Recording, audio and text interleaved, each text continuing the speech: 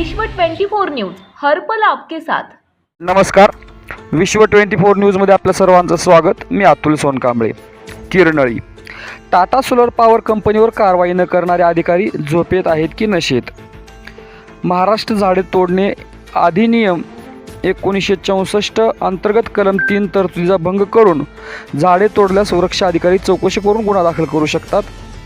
विश्व 24 news reporter Hanumant गोदे। संत तुकाराम महाराजांनी आपल्या कीर्तनाच्या माध्यमातून वनांचे महत्त्व पटवून देताना म्हटलेच आहे की वृक्षवल्ली आम्हा सोयरी वनचरी पक्षही सुसोरी आळविती।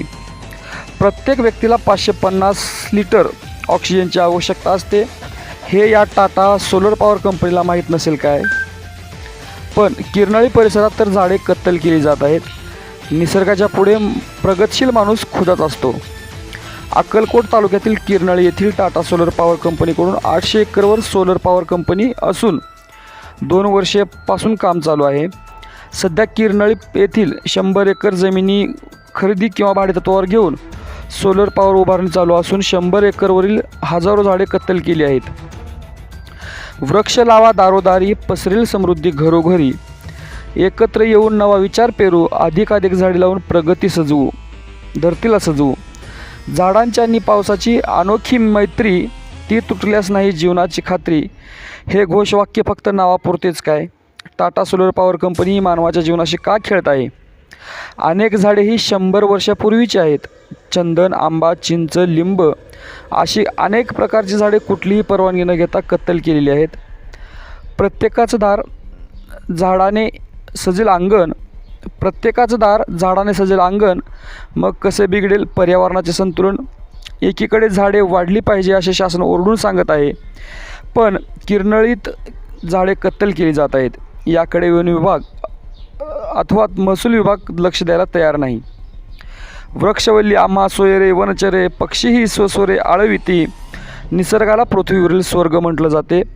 निसर्गामुळेच आपल्या वसुंधरेचे संतुलन टिकून राहते, पर्यावरण शुद्ध राहते। वायू प्रदूषण होण्यापासून झाडे आपल्याला मदत करतात। झाडांची कत्तल जर होतच राहिली तर जंगलाचे प्रमाण कमी होऊन आणि गावातील जन्म घेणाऱ्या प्रत्येक मुलाच्या पाठीवर ऑक्सिजन सिलेंडर बसवावं लागेल। एक प्रौढ झाड दररोज सरासरी 250 ते 230 लिटर ऑक्सिजन उत्सर्जित करते, तर मग 800 एकरवरील झाडे किती असतील याचा हिशोब नाही।